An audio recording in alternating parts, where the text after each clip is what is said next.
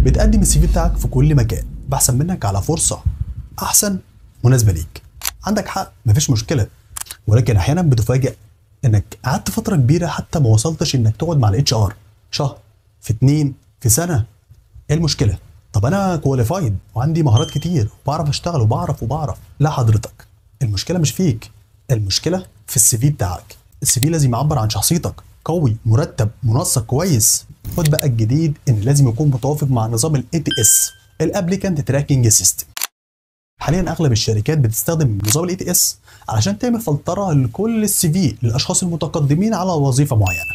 وطبعا هم عندهم حق علشان يسرعوا من الوقت والمجهود اللي بياخدوه علشان يختاروا الشخص المناسب للوظيفه بتاعتهم. النظام ده بيفلتر كل السيفيهات وبيطلع لهم باتشنج سكور، والشركه بتشوف هل هو يتناسب معاها يدخل الاتش ار، مش متناسب مش هيدخل الاتش ار. بكده اكيد انت عرفت انت ليه مش بتدخل مقابله، ليه مع المهارات الموجوده عندك متاخر انك تخش حتى المقابله للاتش ار.